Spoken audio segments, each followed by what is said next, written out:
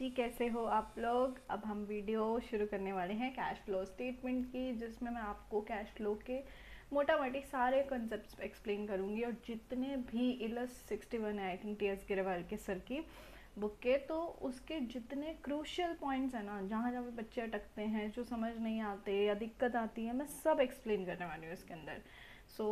अभी आप सूर्य देवता के दर्शन करिए थोड़े से, ठीक है।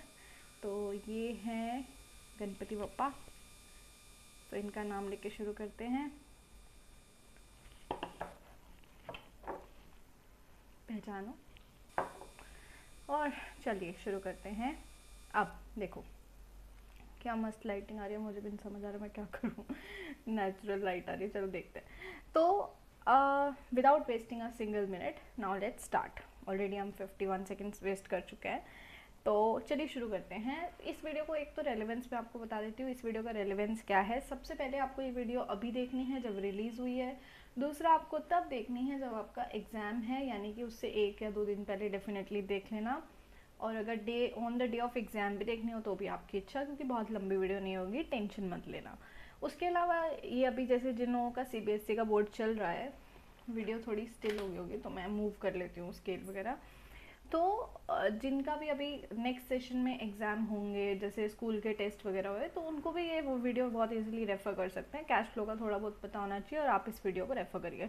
स्टिल मैं आपको पूरा बता रही हूँ। देखो, first of all cash flow होता क्या है, just a minute. So first of all cash flow होता क्या है, देखो ये हमारे को बताता है कि हमारे पास कितना पैसा कहाँ से आया और कहाँ पर गया, ठीक है। अब कैश फ्लो बनाते क्यों है भाई, P&L से काम नहीं चल सकता क्या? चल सकता है, बिल्कुल चल सकता है जी, चल सकता है डेफिनेटली, लेकिन हमको ये पता लगाना है कि पैसा कितना आया और कितना गया। ओके अच्छा, हाँ, by the way these notes, इनको मैं आपको PDF फॉर्मेट में टेलीग्राम चैनल पे डाल दूंगी, डिस्क्रिप्शन में लिंक है। अब मेरे एक व्हाट्सएप चैनल भी है, मैं चाहने को तो वहाँ भी डाल सकती थी, बट वहाँ डालने में इशू आता है कि वहाँ पे PDF भेजने में दिक्कत आती है। आई डोंट नो, कुछ है व्हाट्सएप का इशू चैनल पे स्पेसिफिक। तो टेलीग्राम पे मैं भेज दूँगी, वहाँ इजीली रहेगा, तो उसको ज्वाइन कर लेना। अगर फ्यूचर में भी कुछ इंपॉर्टेंट नोट्स रहेंगे तो मैं वहीं शेयर करूँगी, ठीक है। ये नोट्स आप सिर्फ समझो एक बार ही, नोट डाउन करने के लिए आप टेलीग्राम के चैनल से स्क्रीनशॉट ले लेना, या फिर उसको प्रिंट आउट लोगे तो बेस्ट है। तो चलो शुरू करो, मैंने बहुत मेहनत से नोट्स बनाए हैं, तो ध्यान से सुनते जाओ।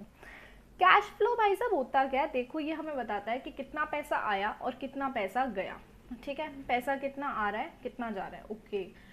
तो इतना इनफ नहीं है। देखो, अगर हमें सिर्फ अपने क्लोजिंग कैश का स्टेटस लेना हो, वो तो हम बैंक बैलेंस से भी देख सकते हैं, बट हमें पता लगाना हो कितना आया कितना गया, ठीक है। वो भी बैंक बैलेंस से दिख सकता है ना, इधर डेबिट साइड से और क्रेडिट साइड से।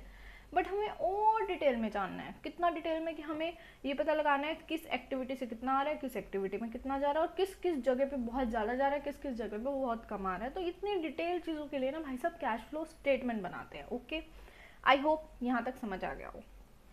अब इसके अंदर 3 हेड्स बनते हैं, what is that, operating, investing और फाइनेंसिंग। आई होप आपको दिख रहा होगा वीडियो के अंदर अच्छे से। जस्ट अ मिनट, कैमरा थोड़ा सा एडजस्ट करते हैं। By the way it's not in camera, it's just mobile phone. तो यस, हाँ, अब ऑपरेटिंग एक्टिविटी क्या है, वो चीज़ जो हमारा मेन कोर बिजनेस है, उससे रिलेटेड चीज़ से जो पैसा आएगा और जाएगा, वो हम ऑपरेटिंग एक्टिविटी में रिकॉर्ड करेंगे, ओके। अब आप कहोगे बची खुशी क्या लिखा हुआ है, वो भी बताती हूँ।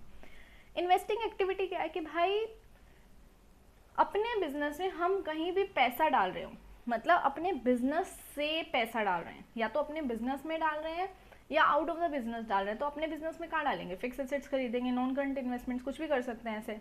और दूसरा हम क्या कर सकते हैं, बाहर किसी कंपनी और के शेयर खरीद सकते हैं, किसी और कंपनी के शेयर खरीद सकते हैं, किसी और कंपनी के डिबेंचर खरीद सकते हैं। तो it is a investment for us, correct.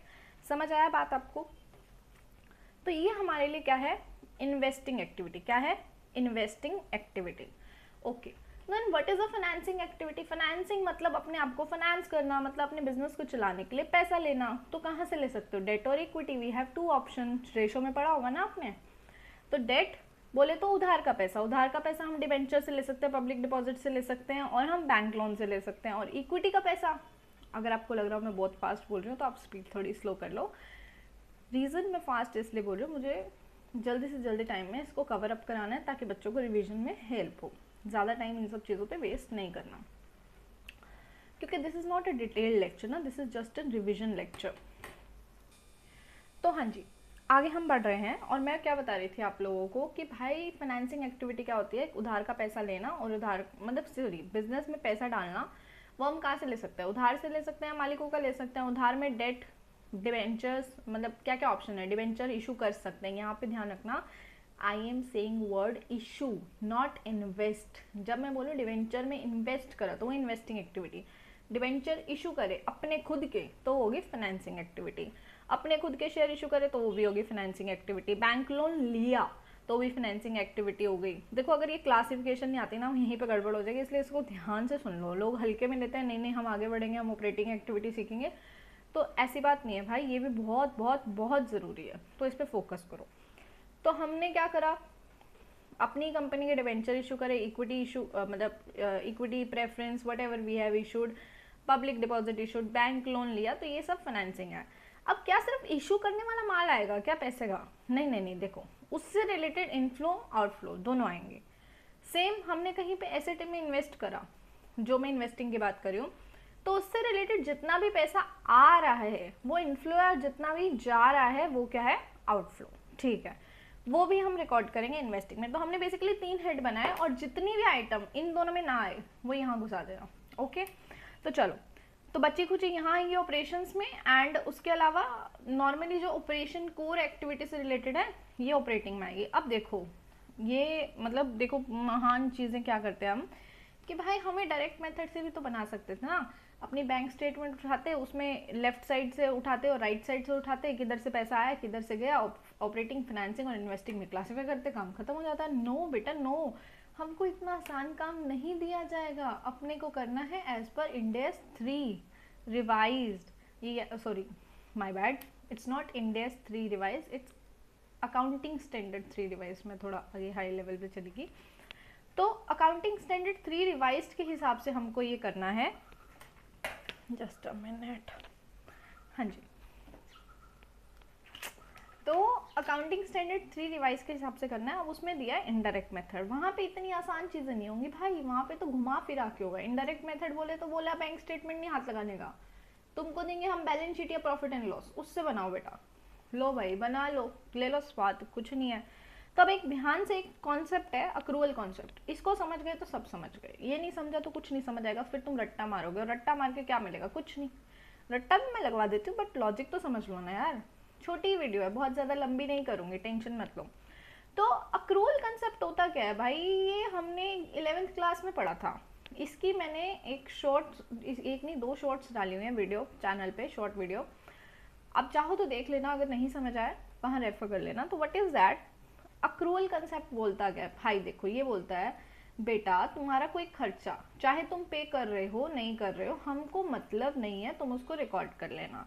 तुम्हारी कोई इनकम, चाहे तुम रिसीव कर रहे हो नहीं कर रहे हो, हमको मतलब नहीं, तुम रिकॉर्ड कर लेना, लेकिन बशर्ते वो इस साल की होनी चाहिए। यानी दोबारा एक्सप्लेन करती हूँ, कोई भी खर्चा जो इस साल से रिलेटेड है, चाहे तुमने पे करा नहीं करा, हमको फर्क नहीं पड़ेगा, तुमको रिकॉर्ड करना है। और कोई भी इनकम इस साल से रिलेटेड है ना, हमको नहीं फर्क पड़ रहा तुमको मिली नहीं मिली, रिकॉर्ड इट, ठीक है।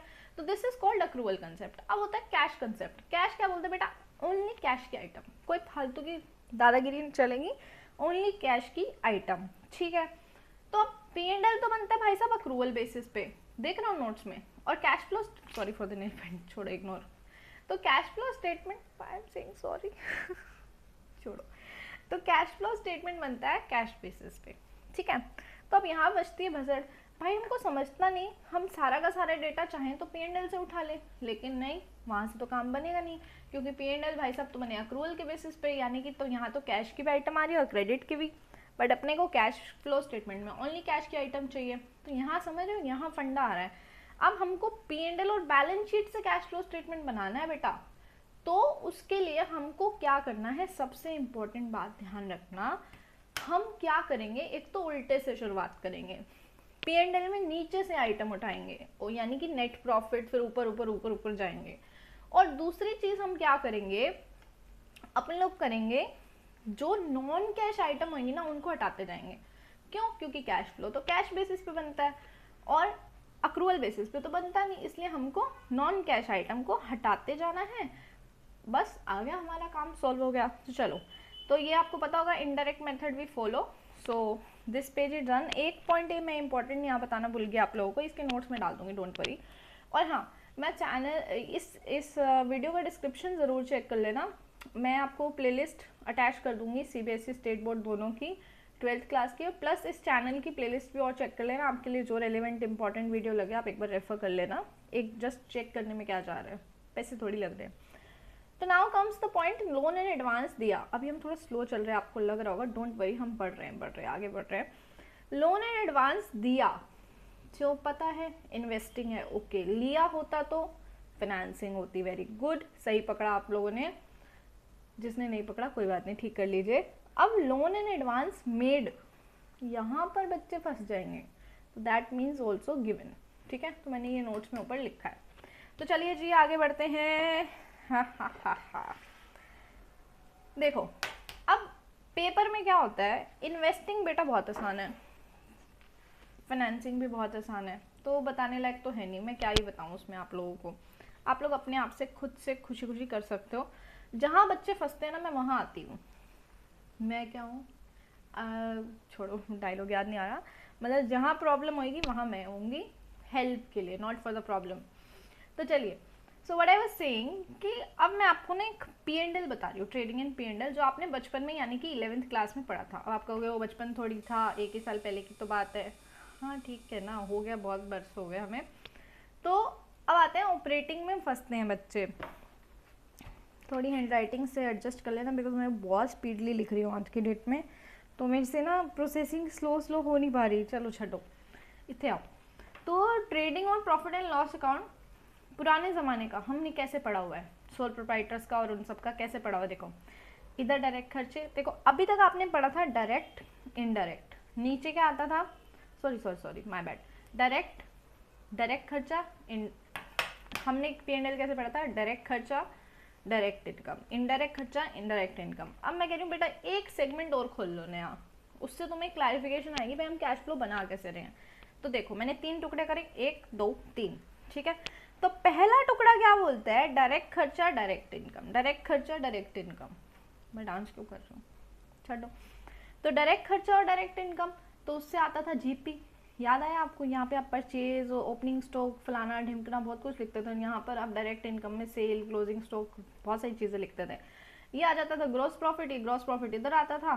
फिर हम यहाँ पर क्या लिखते थे, सारे के सारे बचे खर्चे और सारे की सारी बचे इनकम, नेट में आता था नेट प्रॉफिट, एंड में तो यही आता था। बट मैं कहती हूँ एक टुकड़ा और कर लो ना, कुछ नहीं। देखो यहाँ पे मैंने कर दिया ऑपरेटिंग खर्चे, यहाँ कर दिया ऑपरेटिंग इनकम। इसका मतलब क्या है, ये सिर्फ ऑपरेशंस का सेगमेंट है तो देखो ये भी ऑपरेशन से related, but it is direct. जिस चीज़ को हम डायरेक्टली गुड्स पे एलोकेट कर सकें दैट इज डायरेक्ट। अभी ज़्यादा डिटेल में ना जाके मैं मुद्दे की बात कर रही हूँ। तो मैंने एक ऑपरेटिंग खर्चा और ऑपरेटिंग इनकम वाला भी बना दिया, तो मेरा आ गया ऑपरेटिंग प्रॉफिट। अब मज़े की बात क्या, देखो ये कैश बेसिस पे बना कि अक्रूवल बेसिस पे, जल्दी बोलो, जल्दी जल्दी जल्दी जल्दी जल्दी। भाई अक्रूवल पे बना है, तो यानी क्या मैं इस चीज़ को उठा के कैश फ्लो बना सकती हूँ, बना तो सकती हूँ, लेकिन उसमें कुछ तोड़ मोड़, कुछ ना कुछ ऑल्ट्रेशन करनी पड़ेगी, ऐसे नहीं चलेगा।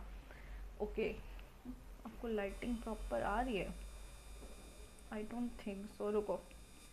सो फाइनली जाके मैंने कर्टन बंद करा बिकॉज धूप का रिफ्लेक्शन बहुत ज़्यादा आ रहा था। सो चलिए शुरू करें। हाँ, सो आई वाज सेइंग हमने तीन टुकड़े करे, तो आ गया ऑपरेटिंग प्रॉफिट। क्या ये कैश बेसिस पे है या अक्रूवल बेसिस पे है, बेटा ये अक्रूवल बेसिस पे है, तो हम क्या करें, अक्रूवल पे है तो भाई साहब यही डेटा नहीं उठा सकते ना, नहीं तो हम ऑपरेटिंग प्रॉफिट को ही बोल देते हमारा cash flow from operating activity है, इग्नोर दिस, सॉरी। तो cash flow from operating activity है, यही बोल सकते थे, लेकिन ऐसा नहीं है। ये हमारा कैश और अक्रूवल दोनों को मिला कर, सॉरी कैश और क्रेडिट दोनों को मिला कर है, इसलिए हमको यहाँ से जब P&L से कुछ भी डेटा बनाना होगा तो हमको नॉन कैश आइटम्स को हटाना पड़ेगा। अभी आप कहोगे नॉन ऑपरेटिंग भी तो हटाते हैं, उसका भी लॉजिक देती हूँ। ये आ गया हमारा ऑपरेटिंग प्रॉफिट। अब क्या करेंगे, नॉन ऑपरेटिंग खर्चे लेस, मतलब एक तरह से लेस ही होते हैं ना। फिर नॉन ऑपरेटिंग इनकम, तो आ गया नेट प्रॉफिट। नेट प्रॉफिट में और क्या क्या लेस होता है, ये आपने 11th में नहीं पढ़ा बट मैं आपको बता रही हूँ। प्रोविजन फॉर टैक्स भी लेस होता है भाई, जो हमने टैक्स पे करना है। फिर जनरल रिजर्व में पैसा ट्रांसफ़र करते हैं, ये तो आपने पढ़ा होगा, ट्रांसफ़र टू रिजर्व, पार्टनरशिप में पढ़ा होगा। डिविडेंड बांटा वो लेस करो, सरप्लस बच गया, अब ये बैलेंस शीट में जाएगा, ठीक है। तो अब मैं आपको एक बहुत ही मज़ेदार चीज़ बताने वाली हूँ। स्क्रीनशॉट की टेंशन मत लो, नोट्स मिल जाएंगे पीडीएफ फॉर्म में, टेंशन नहीं लेने का, आगे बढ़ो। अभी देखो मैं बता रही हूँ आपको कैश फ्लो स्टेटमेंट का format, specific operating activity. I am not going for investing और फाइनेंसिंग, बहुत ही सिंपल है। वहाँ पे तो इन्वेस्टिंग से जो पैसा आया प्लस कर दो, जो गया माइनस कर दो, फाइनेंसिंग से जो पैसा आया प्लस कर दो, जो गया माइनस कर दो, उसमें कुछ समझाने लायक नहीं है, फंसते यहाँ पे बच्चा। तो देखो हम 3 स्टेप्स में काम करने वाले हैं। किसमें? 3 स्टेप्स में। Number 1 step is, what is that? ये देखो नंबर 1 स्टेप है profit before tax and extra ordinary item. देखो अपने को क्या चाहिए? ऑपरेशन से रिलेटेड कैश का इनफ्लो और आउटफ्लो, ठीक है। हम अलग अलग से नहीं लिखेंगे, हम नेट लिखेंगे। हमें cash flow from operating activity चाहिए तो हम क्या करें बताओ? तो हम प्रॉफिट बिफोर टैक्स और एक्स्ट्रा ऑर्डिनरी आइटम निकालेंगे। तो ये क्या कर रहे हैं भाई साहब? देखो मैं बताती हूँ, अब भी ध्यान से, अब आएगा काम। ये पुराने पेज पे आ जाओ, देखो ये सरप्लस है, यहाँ से हम सारी शुरुआत करते हैं। देखो हम कैसे बढ़ते हैं, ये सरप्लस है, सरप्लस से हम उल्टा चलते हैं, यहाँ तक पहुँचते हैं, यहाँ तक। फिर यहाँ से हम ये उल्टा चलते हैं, यहाँ तक पहुँच जाते हैं। फिर हम और चीज़ें ऊपर नीचे करते हैं और हम यहाँ पे कैश के आइटम्स तक पहुँच जाते हैं। तो हमें पता चल जाता है cash flow from operating activity. समझे कि नहीं समझे? तो बस वही करना है हमको अभी भी। तो सबसे पहले देखो हम क्या लेते हैं, सरप्लस। हमने लिया profit before tax and extra ordinary items, लिया कितना? ये रैंडम फिगर है, 2,08,000 कहाँ से लाई हूँ? देखो कुछ बच्चे ना यहीं पर करते हैं। आई वुड सजेस्ट एक सेपरेट वर्किंग नोट बना लो, तो वो ज़्यादा बेटर रहेगा, खचर पचड़ नहीं मचेगी। तो देखो इसकी रेफरेंस मैं यहाँ दे रही हूँ। What is that? कि सरप्लस, हमें सरप्लस उठाना है। सरप्लस कौन सा? ये वाला, ये देखो ये दिख रहा है, ये सरप्लस अपने को ऊपर लेना है और उसी से हमें चीज़ें करते जाना है। देखो ये सरप्लस कैसे आया था? नॉन ऑपरेटिंग इनकम आई थी, जिसको हम बोल सकते हैं नॉन ऑपरेटिंग इनकम, और फिर ये नेट प्रॉफिट आया था। नेट प्रॉफिट में से हमने कुछ खर्चे लेस करे, टैक्स लेस करा था, जनरल रिजर्व, डिविडेंड्स, तो फिर हमारा आ गया था सरप्लस। अब हम क्या कर रहे हैं? यहाँ से यहाँ तक जा रहे हैं। पहली हमारी मंजिल ये है, जब यहाँ तक पहुँचना है तो आने के लिए हमने खर्चे लेस करे थे, तो जाने के लिए खर्चे प्लस करेंगे कि नहीं करेंगे? खर्चे कह लो, कोई भी आइटम्स कह लो, हमें प्लस करनी पड़ेंगी ना, क्योंकि पहले क्या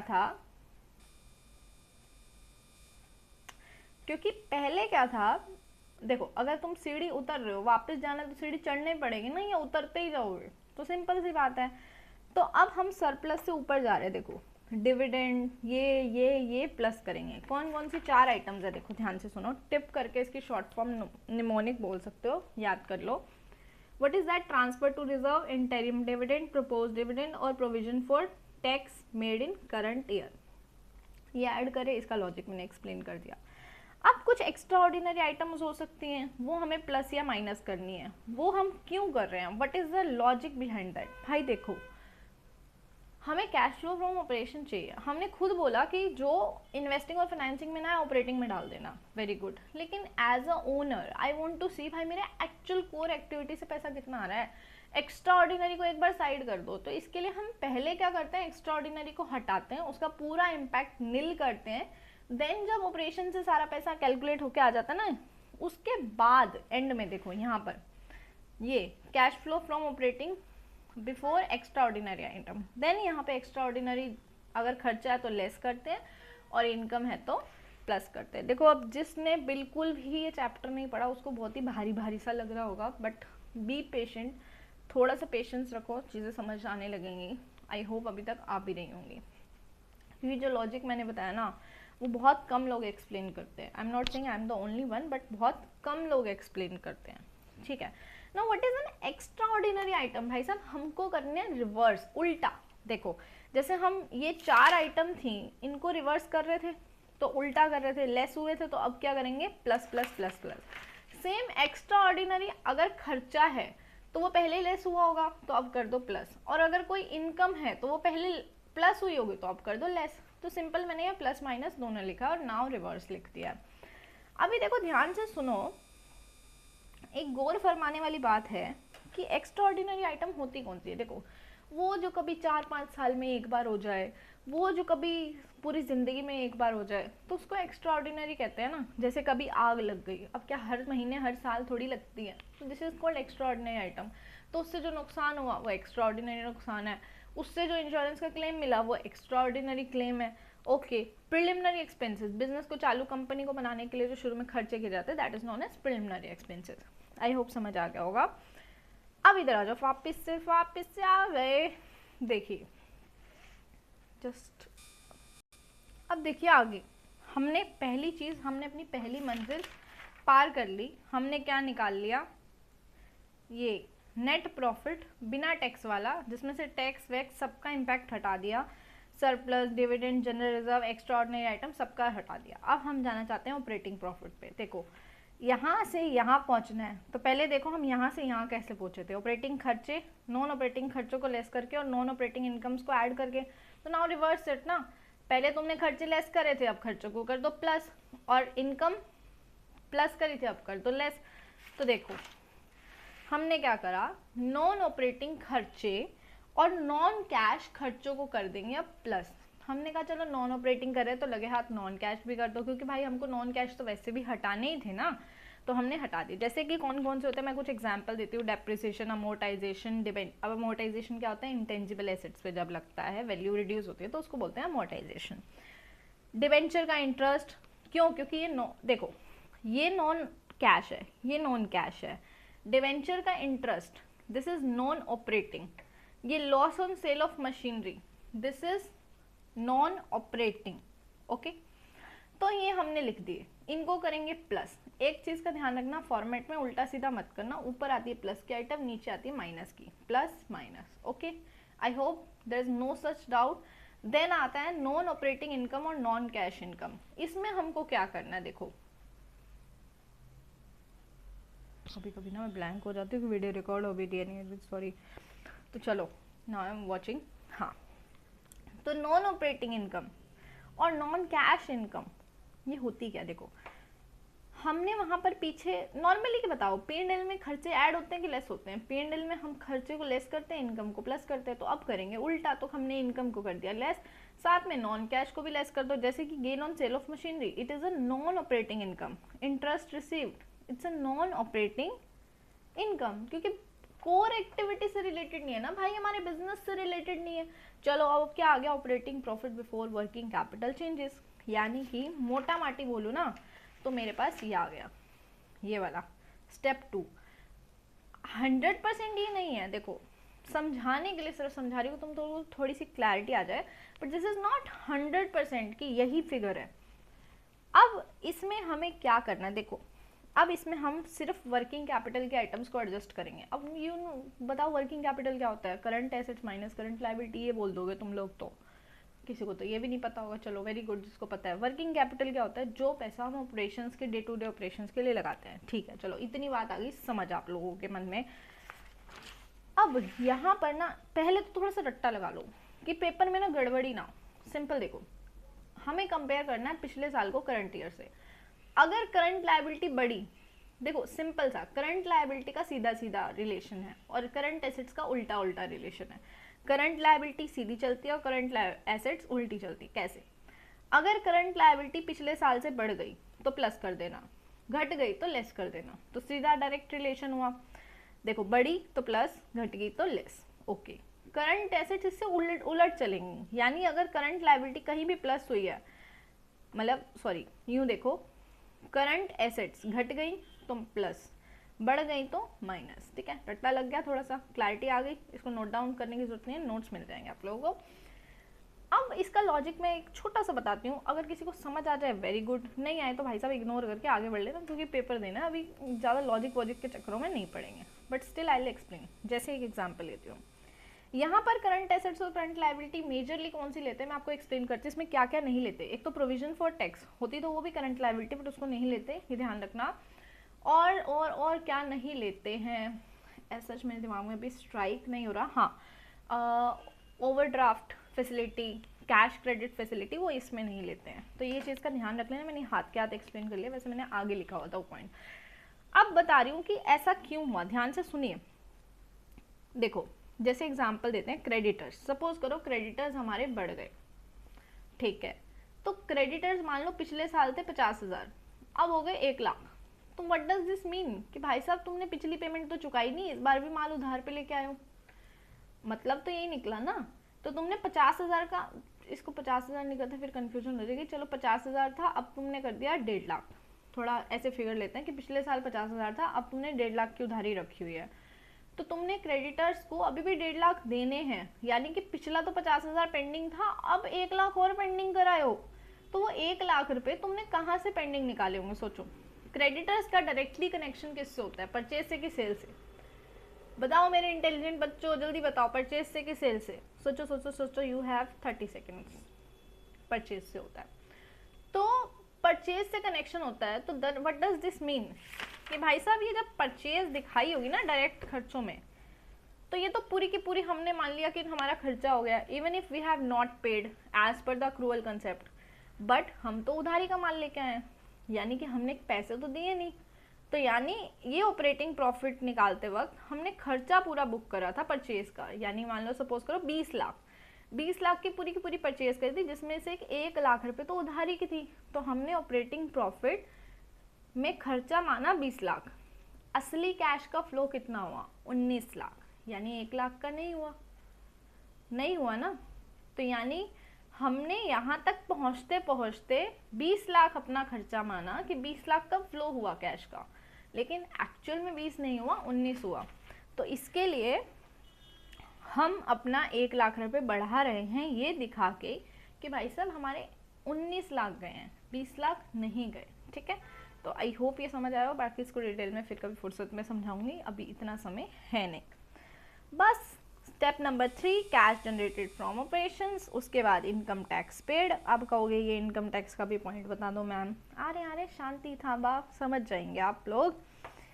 आई डोंट नो ये पैटर्न बोरिंग है, इंटरेस्टिंग है, but still I am trying to make it as much interesting as I can, because ये चैप्टर बहुत बड़ा था, जितना मैं यहाँ पे कंसाइज कर सकती थी। मेहनत तो ऐसे इसमें भी 4-5 घंटे मेरे गए हैं, एक इलस सॉल्व करिए, प्लस उसके बाद नोट्स बनाया, रफ, फिर देन प्रॉपर बोर्ड पे मैं करती। बोर्ड का मेरा एक्चुअली वाइट बोर्ड है और छोटा है, 2x3 का, तो उसमें फिर बार बार लिखना, रिकॉर्ड करना, वो काफ़ी दिक्कत आती है। तो आई am trying this for this chapter specific, आगे की आगे देखते हैं।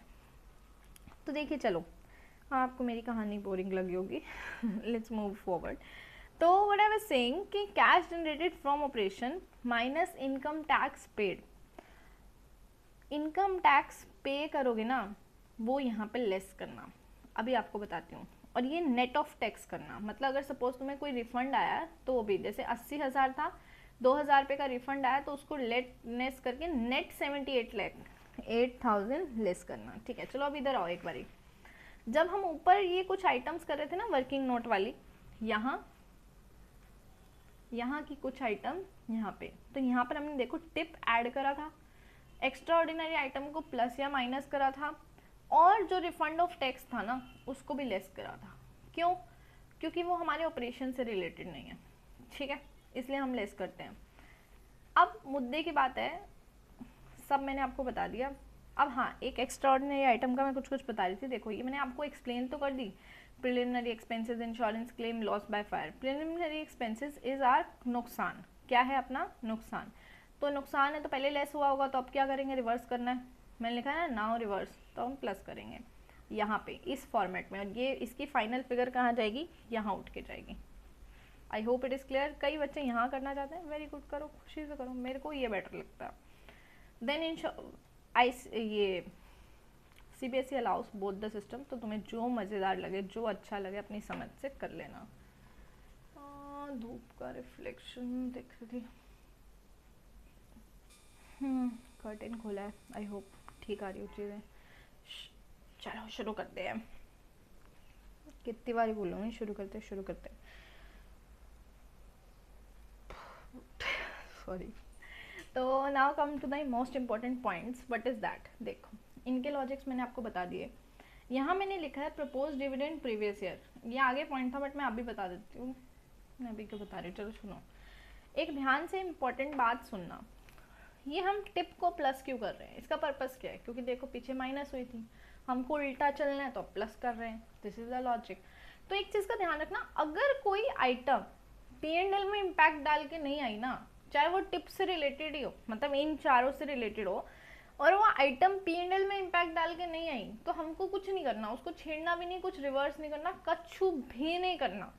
कारण, क्योंकि भाई जब P&L में डाले नहीं तो रिवर्स किस बात का करेंगे, बात समझ रहे हो। जैसे मैं इसमें कुछ एग्जाम्पल देती हूँ, मैं इसमें टी एस गिरेवाल सर की बुक का रेफरेंस दे रही हूँ, तो वहाँ से देख सकते हो, जिसके पास हो, नहीं हो तो कोई बात नहीं, ऐसे पॉइंट समझ लो, देखो बुक तो कोई भी हो चलेगा।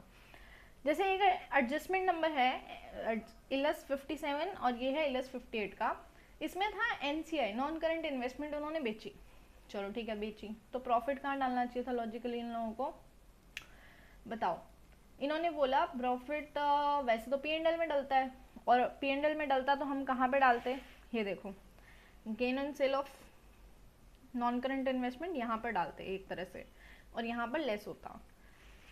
अब आपको कोई टिप से रिलेटेड क्या है, मेरा मोटा मोटी पॉइंट ये था, कोई भी आइटम जो P&L में इम्पैक्ट नहीं डाले ना, हमको उसको रिवर्स नहीं करना ऑपरेटिंग एक्टिविटी के वक्त, ये ध्यान रखना। अब बात ये आ रही है कि इसने बेचा और प्रॉफिट कहाँ डाल दिया, सिक्योरिटीज प्रीमियम अकाउंट में, तो क्या करें, सिक्योरिटीज प्रीमियम में गया, P&L में तो गया ही नहीं, तो कुछ करना है, कुछ भी नहीं करना बेटा, छोड़ दो इसको। इसका यहाँ पे ऑपरेशनल एक्टिविटी में तो कुछ भी इम्पैक्ट नहीं आएगा। हाँ इन्वेस्टिंग में आएगा कि भाई इतनी बिकी है, जैसे कुछ था 1 लाख की थी तो 1,02,000 समथिंग कुछ था, फिगर मेरे को याद नहीं आ रहा, तो उतने की बिकी तो पूरी की पूरी फिगर हम इन्वेस्टिंग में डाल देते थे, बस इतना सा था रेफरेंस, ऑपरेटिंग में कुछ नहीं आएगा, क्योंकि उसका P&L पे कोई इम्पैक्ट नहीं आया ना, जो चीज़ P&L में छिड़ी ही नहीं, उस घुसी ही नहीं, तो हम क्यों छेड़े उसको फालतू में। Now comes dividend paid out of reserve, normally dividend कहाँ से पे होते हैं, P&L से, इसने बोला बेटा रिजर्व से पे करें, तो रिजर्व P&L में था नहीं, रिजर्व तो बैलेंस शीट में होता है, तो P&L से तो पे हुआ ही नहीं, बोलो बोलो, P&L से तो पे हुआ ही नहीं, तो अब क्या करें।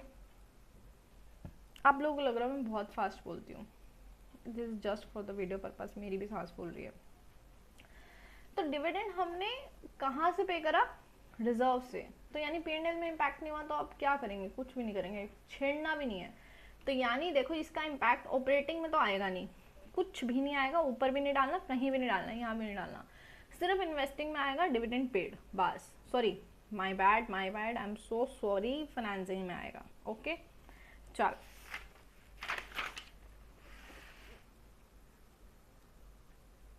एक चीज़ का ध्यान रखना कि भाई साहब प्रेफरेंस और इक्विटी में फ़र्क क्या होता है, प्रेफरेंस वाले होते हैं नकली मालिक और इक्विटी वाले होते हैं असली, it is like you and your cousin, भाई मुँह तो फुला ही रहेगा, उनको स्पेशल ट्रीटमेंट भी मिलता है, तो प्रेफरेंस वाले वैसे ही हैं, योर कज़न, घर में आएंगे ना तो तुमसे ज़्यादा प्यार उनको मिलेगा और छुट्टा तुमको करने वाले हैं। तो बात इतनी सी है कि ये याद रखो कि इक्विटी वालों को इवन इफ इंटरिम डिविडेंड भी मिल गया ना, इनकी जल जाती है, इनको पैसे देने पड़ते हैं, तो यानी प्रेफरेंस इक्विटी मतलब प्रेफरेंस वाले पता कैसे हैं, उसको दिया तो मेरे को तो देना ही पड़ेगा, ऐसा कभी नहीं हो सकता, लेकिन प्रेफरेंस वालों को क्या मिलता है, लेकिन इक्विटी वालों को मिलेगा ये ज़रूरी नहीं है, लेकिन प्रेफरेंस वाले ऐसे जल कुकड़ुआए कहते हैं बेटा उसको दे दिया तो उन्हें कैसे दे दिया, इंटरिम दे दिया ना तो हमें फाइनल डिविडेंड तो तू देगा, तो ये तो याद करने की ट्रिक थी, सिंपल सी बात है, अगर इक्विटी वालों को कुछ भी दे दिया ना डिविडेंड के नाम पे, इंटरिम फाइनल कुछ भी, प्रेफरेंस वालों को चुप करके दे देना तुम क्वेश्चन में बिना बोले, समझ गए। अब ओपनिंग फिगर पे दोगे क्लोजिंग पे, वो तुम अगर क्वेश्चन में लिखा हुआ है कि कब इशू है तो उसके बेस पर डिसाइड कर लेना, जो नहीं लिखा तो तुम करोगे ओपनिंग पे, ओके। चलो अब इसका इम्पैक्ट क्या आएगा सोचो, प्रेफरेंस वालों को डिविडेंड दे रहे हैं हम, तो ऑपरेटिंग में ऊपर प्लस होगा जो टिप वाली आइटम थी, ठीक है, और इन्वेस्टिंग में नीचे, बार बार इन्वेस्टिंग बोलती हूँ यार, फाइनेंसिंग में नीचे लेस हो जाएगा, ठीक है। Now comes cash and cash equivalent, देखो पेपर में हमको करेंगे कंफ्यूज, क्या करेंगे, बैलेंस शीट दे देंगे, वहाँ पे लिख देंगे करंट इन्वेस्टमेंट, ठीक है लिख दी, और तुम क्या करोगे उसको वर्किंग कैपिटल चेंजेस वाले हेड में डाल के आ जाओगे, कभी गलती मत करना, करंट इन्वेस्टमेंट का मतलब होता है कैश एंड कैश इक्विवेलेंट, तो उसको कैश एंड कैश इक्विवेलेंट की तरह ट्रीट करना, total figure cash and cash equivalent में ही डाल देना। तो देखो कैश एंड कैश इक्विवेलेंट में क्या क्या चीज़ें आती हैं। लिखा है मैंने बैलेंस शीट में आया तो क्लब कर लेना। Cash, bank, current investments, demand deposits. Demand deposits और टर्म डिपॉजिट में फ़र्क होता है। डिमांड डिपॉजिट का जब मुंह खोलोगे पैसा मिल जाएगा। टर्म डिपॉजिट में ऐसा नहीं होता भाई, टाइम फिक्स होता है, 2 साल, 3 साल, 4 साल, 5 साल, जो भी होता है। तो demand deposit is a cash and cash equivalent type of item. Drafts और चेक क्या होते हैं, मतलब पता ही होगा, क्या बताऊँ अब उसमें। मेन है कि डिमांड डिपॉजिट्स, ये सब चीज़ों को हम कैश एंड कैश इक्विवेलेंट क्यों बोलते हैं, what is the purpose of this. भाई साहब इसलिए बोला जाता है कि देखो इनको easily with in 3 months cash में कन्वर्ट कर सकते हैं, तो इसलिए उसको कैश ही मानते हैं मोटा मोटी। अब एक चीज़ का एक बहुत ही क्रूशियल पॉइंट है, बच्चे फंसते हैं। देखो मैंने बोला फिक्स एसेट्स बिकी, खरीदी, दोनों की दोनों कहाँ जाएंगी, इन्वेस्टिंग में जाएंगी, ठीक है, वेरी गुड। मेरा एक सवाल है कि अगर फिक्स एसेट पे प्रॉफिट या लॉस हुआ तो वो कहाँ जाएगा, गेन या जो भी कह सकते हो आप, हुआ तो कहाँ जाएगा। देखो यहाँ पे मैंने वो पॉइंट लिखा है कि अगर सेल और परचेज हुई तो इन्वेस्टिंग में प्लस माइनस जो भी होगा कर देना। अगर गेन या लॉस हुआ तो जाएगा ऑपरेशंस में। अब आप कहोगे ऑपरेशन से रिलेटेड तो नहीं है, बेटा ध्यान से सुनो, हम ऑपरेशंस को ना सीधा सीधा नहीं कर रहे हैं, उल्टा चल रहे हैं। जब हम उल्टा चल रहे हैं ना तो हम non operating non cash items को एडजस्ट कर रहे हैं, तो इसके लिए ये नॉन ऑपरेटिंग आइटम है, तो इसलिए एडजस्ट कर रहे हैं। वहाँ पे प्लस और माइनस जो भी होगा कर लेंगे, गेन होगा तो माइनस क्योंकि रिवर्स कर रहे हैं, और प्रॉफिट होगा तो प्लस, ठीक है। 36 मिनट्स हो गए हैं। चलिए अब ये वाला पॉइंट मैंने आप लोगों को बता दिया था कि वर्किंग कैपिटल हेड जब हम ये वाला पॉइंट करते हैं, देखो ये वाला, ये दिख रहा है आपको, अभी बताया था। इसके अंदर क्या क्या आइटम्स नहीं लेनी, एक तो प्रोविजन फॉर टैक्स मत ले लेना गलती से, क्योंकि ये करेंट लायबिलिटी में दिया होगा बैलेंस शीट में। दूसरी चीज़ ओवरड्राफ्ट और सीसी मत ले लेना, क्यों, क्योंकि ये फाइनेंसिंग का पार्ट बनता है, ठीक है। चलो वेरी गुड, नोट्स डन। एक चीज़ मैं पहले डिस्क्लेमर दे दूँ, ये वीडियो अगर आप देखे बिना खाली नोट्स रेफर करोगे ना, वो कख नहीं समझ आने वाला, क्योंकि नोट्स मैंने अपनी रेफरेंस से बनाए हुए हैं, कुछ कोड वर्ड कुछ कोड लैंग्वेज यूज़ किया, आप कंफ्यूज हो जाओगे, इसलिए वीडियो रेफर कर लेना। और 2 बार देखना, एक बार अभी, एक बार पेपर के जस्ट पहले, 2 दिन पहले, ताकि अच्छे से माइंड में कॉन्सेप्ट क्लियर हो जाए। इस वीडियो को देखने के बाद अपना अपना क्या कहते हैं क्वेश्चन प्रैक्टिस कर लेना। और अगर किसी को लग रहा हो ये इतने सारे नोट्स हम कैसे करेंगे, भाई साहब देखो 61 इलस तुम खुद करोगे, एक एक इलस में 2-2 घंटे 1-1 घंटा लगाओगे, गलतियाँ करोगे, उससे अच्छा नोट सुन लो ना यार, एक बारी वीडियो सुन लो। नोट सुनते थोड़ी है, सॉरी नोट्स तो देखते हैं, मेरा मतलब वीडियो को देख लो, नोट्स को सुन, क्या बोल रहे हैं, नोट्स को देख लो, वीडियो को सुन लो, तो आपको बहुत हेल्प हो जाएगी।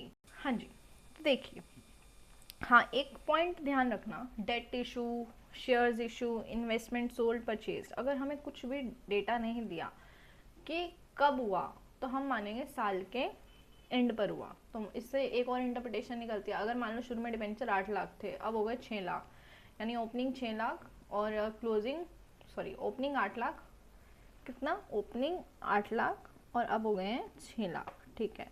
तो हम क्या माने कि ये 6 लाख कब हुए हैं, तो हम मानेंगे ईयर एंड पे हुए हैं। चलो मान लिया ईयर एंड पे हुए हैं, तो अब इंटरेस्ट देना है तो इंटरेस्ट किस पे दें, 8 लाख पे देना पड़ेगा। किस पे देना पड़ेगा, 8 लाख पर इंटरेस्ट देना पड़ेगा, गॉट इट।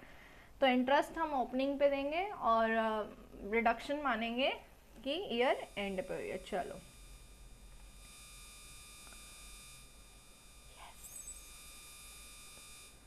हाँ, तो अब बात करते हैं, एक इम्पॉर्टेंट पॉइंट बता रही थी जो आप कंफ्यूज हो सकते हो, वैसे ये 1 मार्क में आ सकता है कि फाइनेंस कंपनी और नॉन फाइनेंस कंपनी क्या होती है। देखो ये नहीं आएगा, मैं बता रही हूँ बस। फाइनेंस कंपनी क्या होती है कि भाई जो जिसका काम ही पैसा लेना देने का, और नॉन फाइनेंस जो नॉर्मल कंपनी होती है, मैन्युफैक्चरिंग, ट्रेडिंग, सर्विसिंग, कुछ भी कर रही हो। तो पहले तो नॉर्मल कंपनी की बात करते, देखो उसने पैसा लिया यानी उधारी पे लिया होगा या ओनर से लिया होगा, तो वो उसका फाइनेंसिंग एक्टिविटी हो गई। उसमें जो उसको इंटरेस्ट पे करना है वो उसका फाइनेंसिंग एक्टिविटी का पार्ट हो गया, दोनों ही चीज़ें फाइनेंसिंग के पार्ट हो गई। लेकिन 1 मिनट, कैमरा में कुछ झोल हुआ है, ख़राब हो गया मेरा, चल छोड़ो। हाँ और उसने अगर पैसे दिए हैं किसी को तो उसकी इन्वेस्टिंग एक्टिविटी होगी। अब इन्वेस्टिंग एक्टिविटी होगी तो उस पर उसको ब्याज मिलेगा, तो दोनों ही उसकी इन्वेस्टिंग एक्टिविटी है। मतलब पैसा लगाना भी और पैसा मिलना भी, दोनों की दोनों इन्वेस्टिंग एक्टिविटी है। ठीक है, यहाँ तक आ गया समझ। अब बात करते हैं फाइनेंस कंपनी की। भाई साहब फाइनेंस कंपनी क्या होती है? जिसका काम है पैसा लेना और देना। तो अब ये उसका ऑपरेशंस का पार्ट है, ये इन्वेस्टिंग फाइनेंसिंग का नहीं है। तो ध्यान रखना, अगर कोई फाइनेंस कंपनी का क्वेश्चन आया और उसने पैसा लिया है या दिया है तो वो उसके ऑपरेशंस का पार्ट है। तो पैसा लिया तो वो ऑपरेटिंग एक्टिविटी है, और उस पर जो ब्याज देगा वो भी ऑपरेटिंग है, और पैसा देना वो भी ऑपरेटिंग है, और उस पर इंटरेस्ट रिसीव करना भी ऑपरेटिंग है। ठीक है, चलो बढ़िया, ये वाला टॉपिक मैंने फिनिश कर दिया। Now comes the proposed versus declared dividend. अब आप कहोगे ये क्या है, वैलेंटाइन डे आ रहा है और प्रपोज की बातें कर रहे हो। चलो छड्डो जी, इतने आओ। प्रपोज्ड डिक्लेयर्ड डिविडेंड क्या होता है भाई साहब? देखो, प्रपोज मतलब अभी ऑफर दिया है, सामने वाला एक्सेप्ट करे ना करे, रिजेक्ट कर दे। तो प्रपोजल कौन देता है? डायरेक्टर्स देते हैं। कब देते हैं? ईयर एंड पे देते हैं, मतलब ऐसे प्लानिंग बनाते हैं। और प्रपोजल देते कब है? एजीएम में। एजीएम कब होती है? साल खत्म हुआ, देखो फाइनेंशियल ईयर कब होता है? अप्रैल से लेके मार्च तक। कब होता है? अप्रैल से मार्च तक। तो मार्च के जब फाइनेंशियल्स बनते हैं ना, तो उसके लिए डायरेक्टर्स प्रपोजल देते हैं कि भाई साहब इस साल का हम डिविडेंड प्रपोज कर रहे हैं। फिर जब एजीएम होएगी 6 महीने के बाद, तब शेयर होल्डर्स अप्रूव करते हैं और रिजेक्ट मारते हैं जो उनको ठीक लगता है। तो ठीक है, अब क्या गारंटी है कि प्रपोज डिविडेंड पे होगा नहीं होगा? जी नहीं, कोई गारंटी नहीं है, क्योंकि ये सारी चीज़ें शेयर होल्डर्स पे डिपेंडेंट है। Okay, now what is a declared dividend? Declared मतलब भाई साहब सबका अप्रूवल आ गया, अब डायरेक्टर्स ने अनाउंस कर दिया कि हम देंगे तुमको डिविडेंड। तो डिविडेंड देंगे तो भाई साहब ये तो देना पड़ेगा ना। अब तो पूरी दुनिया में आप ढिंडोरा पट चुके हो, तो 30 दिन के अंदर आपको पेमेंट करनी पड़ेगी, और नहीं करी तो आप पे लगेगी भयंकर penalty. Got it? So propose dividend क्या है, समझ आ गया? डिक्लेयर्ड डिविडेंड क्या है? अब ट्रीटमेंट की बातें करते हैं। ये अगर कुछ नहीं लिखा दोनों ही केस में, तो हम डेफिनेटली मानेंगे इट इज पेड। ओके, अब इससे एक इंपॉर्टेंट बात निकल के आती है कि प्रपोज डिविडेंड जब भी प्रपोज होगा, ईयर एंड पे ही होता है, तो वो कंटिंजेंट लायबिलिटी बनता है। क्या बनता है? कंटिंजेंट लायबिलिटी, यानी कि वो बैलेंस शीट का पार्ट नहीं होता, नीचे छुटकू सा लिखते हैं प्रपोज डिविडेंड। तो यानी कि वो असली में बुक कब होता है, बुक्स के अंदर कब खर्चों में डलता है? नेक्स्ट ईयर में जाके, यानी नेक्स्ट फाइनेंशियल ईयर में। यानी इस साल का डिविडेंड मैं अगले साल में बुक करूंगी, और बट ऑब्वियस पे भी तभी करूंगी, यानी सितंबर के आसपास बुक होएगा जब शेयर होल्डर्स अप्रूव कर देंगे, और उसी के आसपास ही 30 दिन में पे हो जाएगा। बात समझे? यानी कि मार्च खत्म हुआ, उस साल का डिविडेंड मैं अगले साल में बुक भी कर रही हूँ और पे भी। तो इसी से एक इंपॉर्टेंट पॉइंट निकल के आता है कि कभी भी प्रपोज डिविडेंड क्वेश्चन में दिया होगा पिछले साल का और इस साल का, तो हमें पिछले साल का लेना है। क्यों? क्योंकि देखो हम बना रहे हैं कैश फ्लो, ठीक है, और हमने P&L पिछले साल का बनाया। तो जो पिछले साल का, मतलब जो साल खत्म हो गया, सपोज करो हम मार्च 24 की बात कर रहे हैं, तो उसका डिविडेंड कब पे हुआ होगा? सितंबर 24 में। ठीक है, तो मार्च 24 का dividend, sorry for this disturbance, पे कब हुआ? सितंबर 24 में। तो इसके फाइनेंशियल्स बने होंगे, तो इसमें क्या डिविडेंड चढ़ा होगा? नहीं चढ़ा होगा। वो कहाँ चढ़ेगा? इसी फाइनेंशियल ईयर में चढ़ेगा, खर्चों में। और दूसरी चीज़, इस पेमेंट भी एक्चुअल में कब होगी? इसी साल में। यानी कैश का फ्लो भी इसी साल हुआ, यानी कि आउटफ्लो, और खर्चा भी इसी साल बुक हुआ। तो मतलब कभी भी जो डिविडेंड का ट्रीटमेंट होगा, I am talking about propose dividend और final dividend, I am not talking about interim, don't get confuse. Declared is something different, कि भाई हमने बोल दिया वो डिक्लेयर्ड है। इंटरिम डिविडेंड क्या है? कि साल के बीच में जब मर्जी आया दे दिया, और ये इक्विटी वालों को मिलता है, प्रेफरेंस वालों को मिलता ही नहीं। क्यों? क्योंकि उनको वैसे ही बहुत प्रेफरेंस मिलती है, ये नहीं मिलता। बस बात खत्म, मुद्दे पे आओ अभी। अब बात ये है कि भाई इनको इस साल में बुकिंग हुई है, इसी साल में चढ़ा, तो मतलब हर साल यही साइकिल चल रही है कि हर साल पिछले साल का बुक होता है, पिछले साल का ही पे होता है, बुक पे बुक पे। तो अब हमें इसी साल का कैश फ्लो बनाना है, यानी कि हमें बनाना है 24-25 का कैश फ्लो। तो मैं इसके अंदर प्रपोज डिविडेंड पिछले साल वाला लूंगी। कहाँ कहाँ पे? देखो यहाँ ऊपर आता है एक तो प्रपोज डिविडेंड, ये वैल्यू निकालते वक्त हम प्रपोज डिविडेंड प्लस करते हैं, तो मैंने लिखा है प्रीवियस ईयर का। ठीक है, और नीचे यहाँ मैंने बनाई नहीं, हम क्या बनाते हैं, फाइनेंसिंग एक्टिविटी, तो वहाँ पर भी हम प्रपोज डिविडेंड लेस करते हैं, या उसको फाइनल डिविडेंड बोल लो। देखो प्रपोजल था, एक्सेप्ट हो गया तो फाइनल हो गया, बात खत्म। तो उसको हम वहाँ पे लेस करते हैं और ऊपर यहाँ पे ऑपरेटिंग में प्लस करते थे। तो आई होप आपको पॉइंट समझ आया हो।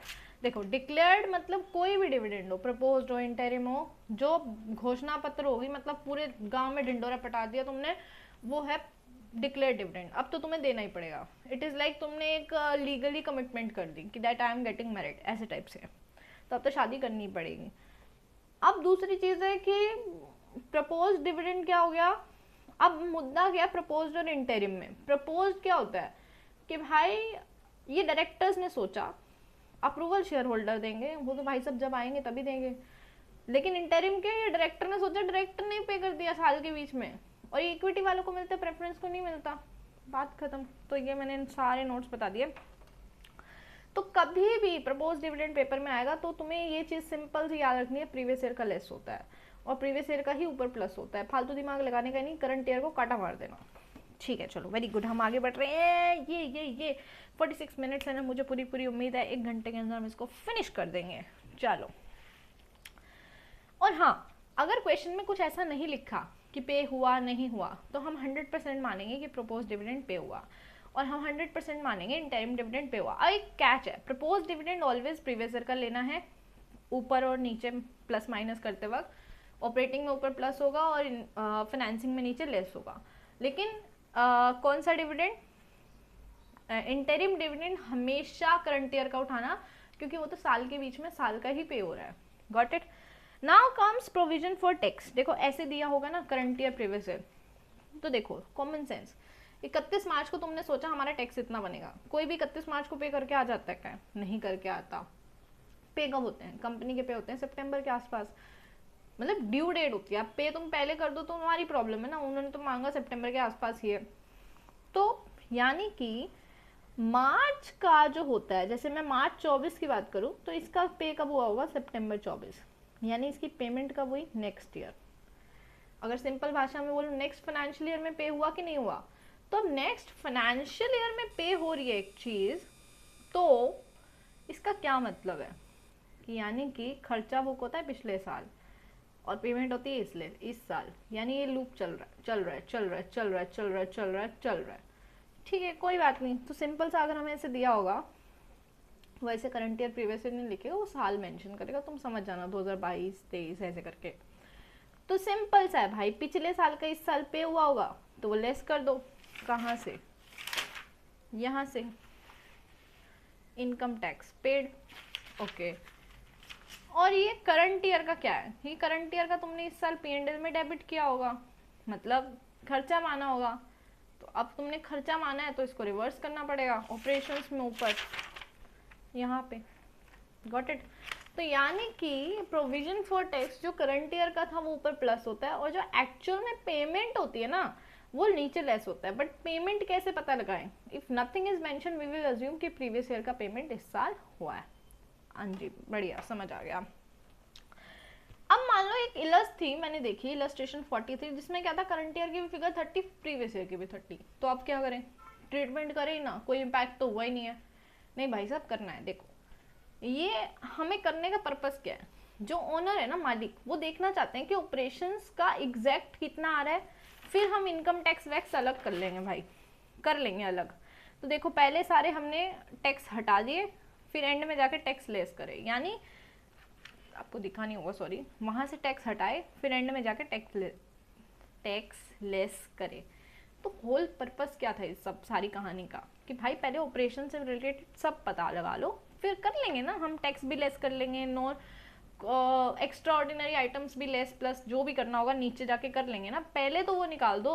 तो इसीलिए 30-30 भी आएगा, सेम फिगर भी आएगी, तब भी ट्रीट करना। जैसे ये कहाँ पे 30 लिखोगे? ऊपर, और 30 ये कहाँ लिखोगे? नीचे ऑपरेशंस में। ये 30 ऊपर बिल्कुल टॉप पे टिप वाले में, और ये कहाँ लिखोगे? इनकम टैक्स पेड में। चलो बढ़िया। अब बात आती है कि adjustment given with above figure, ऐसा कुछ दिया हो और साथ में नीचे का एडजस्टमेंट दियो, तो क्या करना है? एक अकाउंट बनाना। जो ओपनिंग बैलेंस था, यानी कि ये वाला यहाँ लिखना, क्लोजिंग यहाँ लिखना, लिख लिया। अब क्या ये या ये कुछ ना कुछ एक चीज दी होगी, या तो वो बोलेगा टैक्स पेड तो यहाँ चढ़ा देना, या वो बोलेगा tax provided for current year, या टैक्स प्रोवाइडेड, या टैक्स मेड, या प्रोविजन मेड, ऐसा कुछ कुछ बोलेगा। तो भाई साहब मतलब क्या है, ये प्रोविजन बना है तो इट इज लाइक, देखो provision for tax is like अ गुल्लक, एक गुल्लक है जिसमें पैसे पड़े हैं, तो शुरू में इतने पड़े थे, एंड में इतने पड़े हैं, तो मतलब इस साल तुमने और गुल्लक में इतने डाले हैं, तो अब गुल्लक से निकाले कितने, बस। देखो बहुत डीप लॉजिक में नहीं जा सकती, वो फुल फ्लेज क्लासेस में ही होता है, it's just a revision video ताकि तुम्हारे कॉन्सेप्ट्स फटाफट रिवाइज हो जाएं। किसी को अगर ऐसा लग रहा है ज़रूरत है तो मुझे डीएम कर दो, मैं फिर पर्सनली हेल्प कर सकती हूँ, but face to face classes में ही प्रैक्टिकली हो पाता है, ऑनलाइन में भी हो जाता है, बट आज की डेट में मैं नहीं कर पा रही उस चीज़ के लिए क्योंकि मेरे पास अभी बाहर की फैसिलिटीज़ नहीं है, बट जितना मेरे से हो पा रहा है I am providing my best. हाँ बाय द वे, अगर आपको वीडियो अच्छी लग रही हो, भाई बहुत मेहनत करके नोट्स बनाए हैं लिटरली, मैंने सारी इलस प्लस प्रैक्टिस करी है, एक एक खुद अपने हाथ से, और एक एक इम्पॉर्टेंट पॉइंट नोट करा पहले रफली।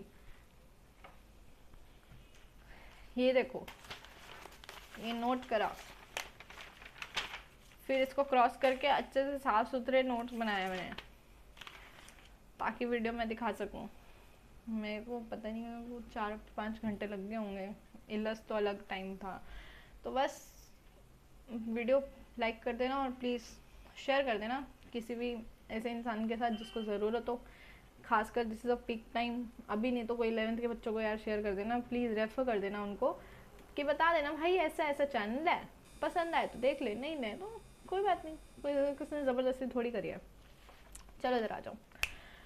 नाउ कम इनकम टैक्स, अगर ऐसे लिखा है कि 80,000 हमने पे करा जिसमें से 15,000 डीडीटी का है, तो देखो ध्यान से सुनो कि अगर इनकम टैक्स तुम पे कर रहे हो ओके और कुछ मेंशन नहीं है तो हम ऑपरेशंस में इसे नीचे लेस करते हैं ओके, और ऊपर प्लस भी करते हैं। बट अगर वो बोले किसी स्पेसिफिक चीज़ से रिलेटेड है, लाइक लैंड, या फिर ज़मीन से रिलेटेड है, या फिर किस चीज़ से रिलेटेड है, डिविडेंड से रिलेटेड है, लाइक डिविडेंड डिस्ट्रीब्यूशन टैक्स, तो हम स्पेसिफिक उसमें डाल देंगे। अगर ज़मीन से रिलेटेड है, ज़मीन खरीदी है तो इन्वेस्टिंग में आ जाएगा वो स्पेसिफिक इनकम टैक्स, पूरा का पूरा नहीं। और अगर डीडीटी है, डिविडेंड डिस्ट्रीब्यूशन टैक्स, तो वो कहाँ आ जाएगा, फाइनेंसिंग में। तो ये इसके लिए इलस 58 का सेम पॉइंट है, वहाँ पर था तो मैंने वहाँ से आपको बता दिया। तो देखो उसमें क्या हुआ था, 80,000 था, 15 65, तो ऊपर तो देखो 80 नहीं ऐड होगा, ऊपर आएगा प्रोविजन, ऊपर ऐड होता है ऑलवेज प्रोविजन ऑपरेशंस में, और नीचे क्या लेस होता है, actual income tax paid for operations. तो ऑपरेशंस के लिए हमने पे करा 65 और 15,000 हमने डिविडेंड डिस्ट्रीब्यूशन टैक्स किया, ठीक है। नाउ व्हाट इज दैट, देखो भाई डिविडेंड बांटते थे उसके लिए टैक्स देना पड़ता था, आज की डेट में अबॉलिश हो चुका है तो इसका कोई रेलेवेंस नहीं है, बट फिर भी सुन लो समझ लो। आ जाइए, now comes premium on redemption of debenture, ये उनको ही समझ आएगा जिनको डिवेंचर चैप्टर आता है, जिनको नहीं आता उनको इग्नोर करके, बस इग्नोर नहीं करना, सिंपल रट्टा मार लो कि अगर कैश फ्लो स्टेटमेंट में आएगा तो उसको कुछ नहीं करना, ठीक है। अब जिनको डिवेंचर चैप्टर आता है तो उनको मैं एक मुद्दे की बात समझाती हूँ, देखो कि भाई loss on issue of debenture, मतलब जब हमें डिवेंचर पे रिडम्पशन पे प्रीमियम देना होता था तो हम क्या करते थे, एक एंट्री मारते थे loss on issue of debenture to premium on redemption. क्या लॉस ऑन इशू हमारा नुकसान होता था और प्रीमियम ऑन रिडम्पशन हमारी क्या होती थी, लायबिलिटी। फिर वो लॉस कहाँ से राइट ऑफ करते थे, सिक्योरिटीज प्रीमियम से राइट ऑफ करते थे, नहीं तो P&L से करते थे, और वो प्रीमियम जो होता था प्रीमियम ऑन रिडम्पशन वो हमारी बैलेंस शीट में पड़ा रहता था। तो ये सारा काम हम कब करते थे, इशू के टाइम पे, ठीक है। मेरे को ये बताओ प्रीमियम ऑन रिडम्पशन जो था वो वाला अकाउंट बैलेंस शीट में पड़ा है, उसका कैश फ्लो से क्या लेना देना, कोई लेना देना नहीं है, बस तब लेना है जब वो पे होगा। तो पे होगा, चलो ठीक है हमने पे कर दिया, premium on redemption of debentures हमने मान लो पे कर दिया, तो जिस साल पे करेंगे तो फाइनेंसिंग में से लेस हो जाएगा, वेरी गुड। क्या इसका P&L से कोई कनेक्शन है, क्योंकि देखो जब P&L से कनेक्शन होगा तभी ऑपरेशंस में आएगा, अदरवाइज नहीं आएगा। तो इसका P&L से करंट ईयर से कनेक्शन नहीं है, पीछे जब कभी शेयर्स डिवेंचर इशू करे थे ना तब कनेक्शन था, तो तब हमने प्लस कर दिया होगा, लॉस ऑन इशू के नाम से हुआ होगा। इस साल कोई कनेक्शन नहीं है तो हमें कुछ करना ही नहीं। आप कनेक्टिविटी समझ पाए, जिसको वो चैप्टर आता है वही समझ सकता है अच्छे से, नहीं तो इसको सिंपल से समझ लो, अगर premium on redemption of debenture आएगा अपने को इग्नोर करना है, कुछ भी नहीं ट्रीटमेंट करना। हाँ, एक इम्पॉर्टेंट चीज़ इस चैप्टर के स्पेसिफिक गाइडेंस दे रही हूँ कि भाई साहब पेपर के अंदर ना अगर कोई पॉइंट तुम्हें लग रहा है कि आई एम इन डाउट इसका क्या ट्रीटमेंट करूँ, वहाँ पर क्या करके आना, सॉरी एक सेकेंड, वहाँ पर क्या करके आना, एक नीचे ना नोट्स बना लेना कि I have assumed interest, but ऐसे ही कुछ भी फालतू फालतू अज्यूम मत करके आना, लॉजिकल और वैलिड चीज़ अज्यूम करके आना। बट जहाँ तुम बिल्कुल ही डाउट में हो कि तुम्हें समझ ही नहीं आ रहा मैं क्या ट्रीट करूँ, तो एक नोट डाल के आ जाना नीचे, ठीक है। अब आते हैं interest on debenture, interest on investment. कोई रेट नहीं दिया तो भाई कहाँ से डालोगे इंटरेस्ट ऑन डिवेंचर इन्वेस्टमेंट को, बुक कहाँ से करोगे। अच्छा, इसी से रिलेटेड एक पॉइंट है कि interest on debenture, interest on investment, even if nothing mention in question ना कि मिला नहीं मिला, पे करा नहीं करा, हम पे करेंगे। और किस फिगर पे करेंगे, ओपनिंग फिगर पे। Got it.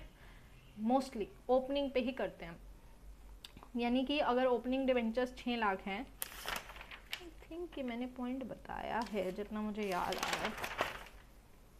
Yes yes yes yes, I have told it, मुझे लगा शायद मैंने बताया नहीं अभी। तो मुद्दे की बात है कि अगर हमें पे करना है और इंटरेस्ट दिया ही नहीं, रेट ही नहीं दिया, तो कैसे करोगे। नहीं करेंगे भाई, क्यों करेंगे, नोट डालना डाल देना कि रेट ही नहीं दिया, क्या करेंगे, ठीक है। अब आगे आते हैं, स्किन कलर, माय गॉड, छड्डो लाइटिंग बहुत ही बेकार है यार, भगवान जी। अब बात आती है कि देखो प्रॉफिट एंड लॉस से कैश फ्लो स्टेटमेंट बनाना है। हाँ, एक इलस 31 है, टी.एस. ग्रेवाल सर की बुक में है।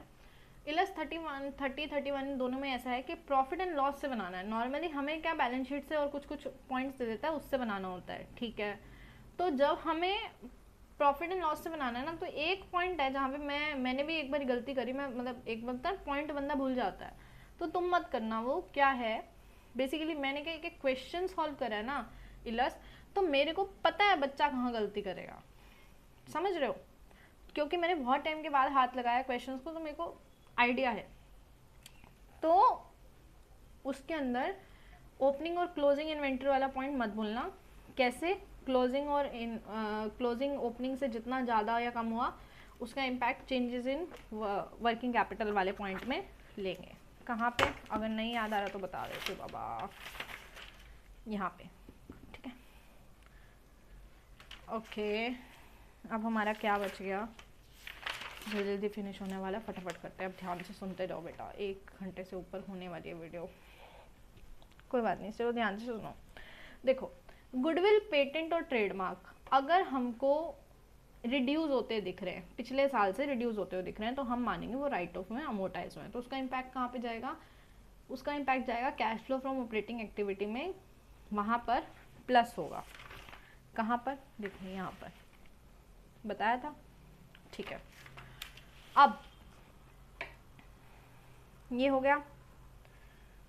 और अगर सपोज ये इंक्रीज होते हुए दिख रहे हैं, तो वी विल अज्यूम, धूप आ गई वापस से, और अगर इंक्रीज होते हुए दिख रहे हैं तो वी विल अज्यूम कि हमने खरीदे हैं। तो परचेज ऑफ एसेट है एक तरह से, चाहे टेंजिबल हो चाहे इनटेंजिबल हो, हमने एसेट खरीदी, तो कहाँ पर जाएगा, इन्वेस्टिंग में जाएगा। गॉट इट, समझ गए क्या ट्रीटमेंट बताया। अब आते हैं interest on debenture, interest on investment, even if nothing is mention, हमको रिसीव करना है और पे करना है क्वेश्चन में।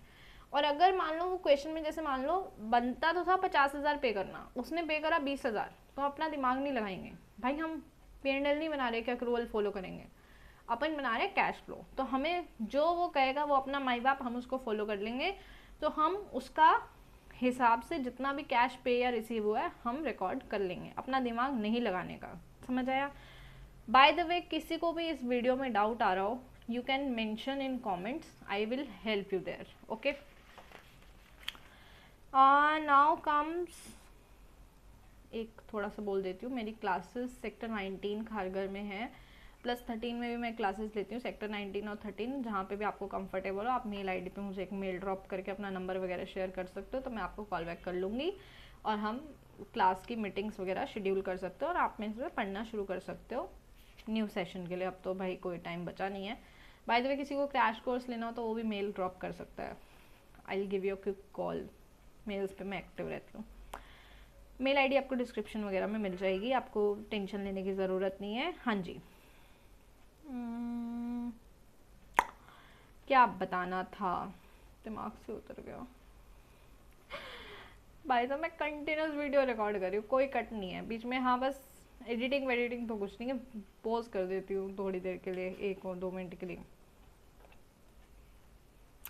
ये हो गया। हाँ, बात आती है कि भाई किस पे दे, ओपनिंग फिगर पे दे कि क्लोजिंग पे। अगर कुछ क्वेश्चन में नहीं लिखा तो ओपनिंग पे दे देना, अगर फिर भी तुम्हारा मन कुछ ज़्यादा ही करो क्लोजिंग पे तो एक नोट बना के आ देना, ठीक है। अच्छा, एक थोड़ा मेरा मतलब आउट ऑफ सिलेबस है थोड़ा ये पॉइंट, बट स्टिल मैंने कहा शायद बच्चों को दिक्कत आती होगी। देखो पीपी हेड करके आता है, उसके अंदर कभी प्लांट एंड मशीनरी, कभी फर्नीचर, कभी कुछ कुछ दिया होता है।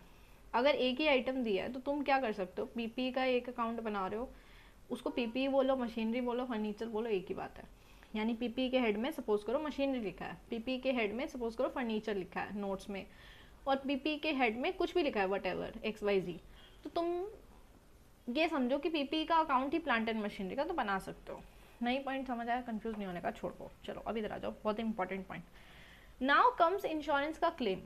इसका रेफरेंस है इलस 61, जो 61 तक पहुंच गया सर की बुक का, उसको ये पॉइंट समझ आएगा, उसको चलो फिर भी समझो। देखो इंश्योरेंस क्लेम होता गया, पहली बात तो एक्स्ट्रा ऑर्डिनरी आइटम है, तो हम क्या करेंगे, इंश्योरेंस का क्लेम मिला तो यानी कि हमारी इनकम हुई, ओके, एक्स्ट्रा ऑर्डिनरी इनकम हुई, तो जब हम टिप वाली पॉइंट्स ऐड कर रहे होते हैं ना, तो वहीं पे वहाँ लेस कर देंगे। इतनी बात तो क्लियर हो गई। दूसरा इम्पैक्ट, अगर वो लॉस ऑपरेशन से रिलेटेड है, यानी कि हमारा इन्वेंट्री का लॉस हुआ, तो वो नीचे जाके ऑपरेटिंग एक्टिविटी में सबसे एंड में जाके हो जाएगा लेस, ओके, वैलिड तरीके से लेस। लेकिन अगर कोई ऐसा लॉस है which is like related to, क्या बोलेंगे, आई कंप्लीटली फॉरगेट। हाँ, आईज क्लोज करके पढ़ाई थी, तो हाँ, loss of machinery due to fire. अगर आग लग गई है और उससे मशीनरी का नुकसान हुआ है, नॉट इन्वेंट्री, तो यानी कि हमारी इन्वेस्टमेंट्स पे इफेक्ट आ रहा है, तो अब हम ऐड तो ऊपर ही करेंगे जो हम कर रहे थे, सॉरी ऐड नहीं, एक मिनट, हमें क्लेम मिला है ना, तो हमारी इनकम है तो ऊपर लेस करेंगे और नीचे आके इन्वेस्टिंग में प्लस करेंगे। गॉट इट, समझ आया। और नीचे ऑपरेशंस में भी प्लस करना था, कोई मैंने प्लस माइनस उल्टा बोल दिया तो नोट्स एक बार रेफर कर लेना, क्योंकि थोड़ा हेवी हो रहा है यार, 1 घंटे से पढ़ा रही हूँ कंटिन्यूस, चपड़ बोले जा रही हूँ। अब इस चैप्टर का सबसे इम्पोर्टेंट पॉइंट जहाँ पे बच्चे फंसते हैं, for the sake of it last few minutes are left, तो जल्दी जल्दी फोकस से सुन लो। 1 मिनट में थोड़ा लाइटिंग का चेंज करती हूँ। तो हाँ जी, सुनिए भाई, सब सुनिए, और बहनों, भाइयों और बहनों, जल्दी वीडियो को सुनो। हाँ जी, देखो क्वेश्चन में पहली बात तो तुम्हें इस पॉइंट को समझने के लिए एक बात समझनी है, बुक वैल्यू। बुक वैल्यू क्या होती है, देखो जब डेप्रिसिएशन लगा है डायरेक्टली तो डेप्रिसिएशन लेस करी वैल्यू, और जब नहीं लगा तब भी डेप्रिसिएशन लेस करी वैल्यू, तो बुक वैल्यू में कंफ्यूज नहीं होने का, ओके। बात आई समझ आप लोगों को। ये फोकस लूज कर देता है क्या ऐसे, ओ शिट्स, अबे भाई साहब, मतलब इसने ऐसे फोकस लूज कर दिया, पता नहीं कितनी वीडियो में पूरा का पूरा फोकस लूज करके बैठा होगा। चलो कोई बात नहीं, करते हैं, गलती हो गई, अगली बार से ध्यान रखूंगी, पहली बार ऐसे टाइप की वीडियो शूट कर रही हूँ यार। तो बात ये आती है कि देखो बुक वैल्यू क्या है, जिसमें डेप्रिसिएशन लेस है। अब देखो 2 तरीके से अकाउंट आपने डेप्रिसिएशन पढ़ा होगा 11th क्लास में, क्या, एक तो डेप्रिसिएशन डायरेक्ट एसेट्स में से लेस हो रहा है, तो सिंपल क्या होता है, एसेट की वैल्यू डेबिट साइड लिखते हैं, डेप्रिसिएशन होता है तो राइट साइड लिखते हैं, ठीक है, इतनी बात समझ आई। फिर क्लोजिंग फिगर आती है, एसेट खरीदी तो लेफ्ट साइड, बेची तो इधर, क्योंकि एसेट खरीदते हैं तो बढ़ती है तो इधर, बेचे तो इधर। अब हमने इतनी कहानी तो पढ़ी हुई है, अब मुद्दा ये आता है कि इस चैप्टर में क्या रेलेवेंस है। देखो वो क्या करेगा, पेपर में मशीनरी अकाउंट दे देगा और ऐसे ओपनिंग और क्लोजिंग बैलेंस दे देगा बैलेंस शीट में, ठीक है। फिर वो बताएगा एक एसेट बिकी, उसकी रिटर्न डाउन वैल्यू, इस केस में वो यूँ बोलेगा ओरिजिनल कॉस्ट इतनी थी, डेप्रिसिएशन इतना था, कुछ कुछ ऐसे ऐसे करके बोलेगा। तो एक सबसे बड़ी इंपॉर्टेंट बात गांठ मान लो, जब भी हम प्रॉफिट और लॉस कंपेयर करेंगे ना, तो हम बुक वैल्यू कह लो या WDV, दोनों एक ही होते हैं, उससे कंपेयर करेंगे, ना कि ओरिजिनल कॉस्ट से। ओरिजिनल कॉस्ट से कभी ज़िंदगी में कंपेयर मत कर लेना, तो क्वेश्चन गलत करके आ जाओगे। तो यानी सपोज ऐसे उसने बोला कि एक मशीनरी है जिसकी ओरिजिनल कॉस्ट है 1 लाख, ठीक है, और उस पर डेप्रिसिएशन लगा है अभी तक का 20,000, और वो सोल्ड एट लॉस ऑफ 20,000। तो मतलब अब मेरे को ये बताओ बैंक में पैसे कितने हैं, देखो दिमाग लगाओ, 1 लाख की थी, डेप्रिसिएशन लगा है अभी तक का, तो 80,000 की उसकी आज की डेट में वैल्यू है, उसने कहा और लॉस पे बिका, तो ये 20,000 को ना कंपैरिजन इससे करना है, इस 20,000 का कंपैरिजन कभी भी इससे मत कर देना, समझ आ रही है। तो 80,000 की चीज़ 20,000 के नुकसान पे यानी कि 60,000 रुपये में बिकी, समझ आई बात। तो यहाँ पर ये सब चीज़ें आएंगी, मशीनरी अकाउंट नॉर्मली बनेगा। अब इसका रेलेवेंस क्या, देखो ओपनिंग क्लोजिंग बैलेंस को कुछ करना नहीं हमें, ये बैंक में जो पैसा आया और ये बैंक से पैसा गया, ये हम बैलेंसिंग फिगर निकालते हैं, आती होगी आप लोगों को शायद, 11th का डेप्रिसिएशन से पढ़े होगे। तो देखो ये हमने क्या करेंगे, मोटा मोटी देखो, मैं पहले कंफ्यूज नहीं कर रही, ध्यान से सुनो, मैं नॉर्मल मेथड बता रही हूँ जिसके अंदर डेप्रिसिएशन इसी में लग रहा है। ओपनिंग क्लोजिंग फिगर देगा, एक ऐसी एडजस्टमेंट देगा कि एसेट बिकी, उसका हमने लिख दिया बाय बैंक, जितने में बिकी, प्रॉफिट एंड लॉस, जितना हमको नुकसान हुआ, अगर फ़ायदा हो गया तो उधर डाल देना, क्यों, क्योंकि फ़ायदा हमेशा क्रेडिट होता है, तो to profit and loss. Depreciation वो क्वेश्चन में बोलेगा, ये वो वाला डेप्रिसिएशन है जो करंट ईयर का है, CY, ना कि वो पुराने वाला, वो तो लगाएंगे ही नहीं। क्यों नहीं लगाएंगे भाई साहब, वो पहले लग के आ रहा है, कितनी बार लगा लोगे। अब आती बात, ये हमने फिगर लिख ली, तो अब हम क्या करेंगे, इसका टोटल करेंगे, उसमें से ये वाला टोटल माइनस करेंगे और ये आ जाएगा, तो यहाँ क्या लिख देंगे, to bank. We will assume कि हमने ये एसेट खरीदी है, ओके। अब ध्यान से इस बात को सुनिए कि अब हमें इतनी कहानी तो भाई साहब कर ली, अब इसका इम्पैक्ट क्या लेंगे, इम्पैक्ट ये लेंगे ध्यान से, जहाँ जहाँ बैंक है, मतलब बाय बैंक, बैंक का बैलेंस बढ़ गया यानी कि एसेट सोल्ड, यहाँ टू बैंक यानी बैंक का बैलेंस रिड्यूस हो गया यानी एसेट एसेट खरीद ली, हाँ, यहाँ पे एसेट बिकी है, यहाँ खरीदी है, तो यहाँ कैश का इनफ्लो हुआ है, यहाँ पे कैश का आउटफ्लो है, ये हम डाल देंगे इन्वेस्टिंग एक्टिविटी में, वहाँ पे प्लस और ये माइनस करके। इसका क्या करेंगे, जो लॉस हुआ है, सपोज लॉस हुआ है, तो वो ऑपरेटिंग एक्टिविटी में यहाँ जाके हो जाएगा प्लस, यहाँ सिखाया था, और अगर गेन हुआ होगा तो यहाँ लेस हो जाएगा, ठीक है। बाकी तो कुछ बचा ही नहीं करने लायक। ये डेप्रिसिएशन करंट ईयर का, एक बात ध्यान रख लेना, कभी भी एक्यूमुलेटेड डेप्रिसिएशन लेस नहीं होता है, मतलब सॉरी ऑपरेटिंग एक्टिविटी में प्लस नहीं होता है। क्यों, क्योंकि देखो इस एक्यूमुलेटेड डेप्रिसिएशन का क्या करंट ईयर के उससे कोई कनेक्शन है, नहीं है, ये तो पहले कभी लगता आ रहा है, तो करंट ईयर के P&L से कोई कनेक्शन नहीं, तो रिवर्स क्यों कर रहे हैं हम, बात समझ आई है।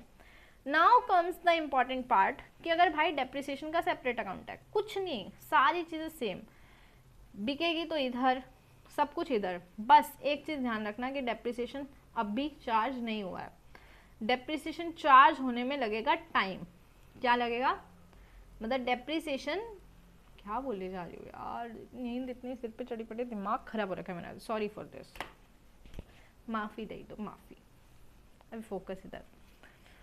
तो मैं ये कह रही थी कि एसेट बिकी, एक्यूमुलेटेड डेप्रिसिएशन हमारा, हमने अभी एसेट से चार्ज नहीं करा है, वो हमें कहाँ चार्ज करना है, हमें अब जाके चार्ज करना है। तो देखो जितना भी डेप्रिसिएशन अभी तक का है, पर्टिकुलर जो एसेट बिक रही है, वो हम यहाँ से चार्ज करेंगे, और यहाँ से भी एक्यूमुलेटेड डेप्रिसिएशन अकाउंट से रिड्यूस करेंगे, ये और ये फिगर सेम आएंगी, ठीक है। अब पहले इसकी बात करते हैं, इसका ओपनिंग बैलेंस था, इसका क्लोजिंग बैलेंस था, हमने ये डेप्रिसिएशन चार्ज कर दिया, तो बची हुई फिगर क्या होगी, करंट ईयर का डेप्रिसिएशन, इसका इम्पैक्ट कहाँ आएगा, ऑपरेटिंग एक्टिविटी में प्लस, ठीक है।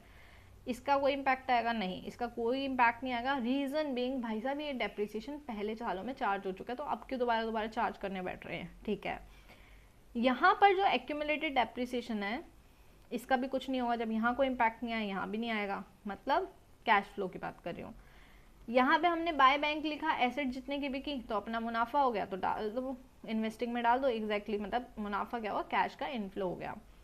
ये हमारा फ़ायदा है, सॉरी नुकसान है, क्योंकि बाय P&L हो रहा है, तो नुकसान को हम कैश फ्लो में, ऑपरेटिंग में वहाँ पे प्लस करते हैं।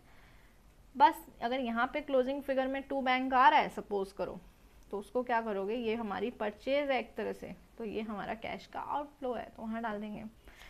बस एक इम्पॉर्टेंट पॉइंट छोटा सा छूट गया है, उसको फिनिश करते हैं। आए हाय क्या टाइम हो रहा है, देखो वीडियो का भी देखना। तो provision for doubtful debts, it's a non cash item. तो ये नॉन कैश आइटम है, तो इसका ट्रीटमेंट क्या करेंगे, देखो इसको ऑपरेटिंग एक्टिविटी में वहाँ पर जाके हम क्या कर देंगे, प्लस। ठीक है, मैंने बहुत मेहनत करके वीडियो बनाई है, आप कहोगे बार बार अपनी प्रेज कर रही है, तो it's not about praise, I am just telling कि मैंने एफर्ट दिए हैं। अगर भाई साहब वीडियो सच में जेन्युइनली अच्छी लगी हो, देखो मेरा इस वीडियो से पर्पस था कि आपको जितने भी कॉन्सेप्ट्स हैं कंसाइज करके दे दूँ, ईजिली आप लोगों को समझ आए। और आपको मेरी शक्ल देखनी है तो मैं नॉर्मली वीडियोस बनाती हूँ, बट आज थोड़ा ऐसे ही है बस सेटअप। तो तब तक गणपति बप्पा का आशीर्वाद लीजिए और आगे बढ़िए लाइफ में, आपके पेपर वगैरह सब अच्छे जाएंगे। चलो बाय बाय, टेक केयर।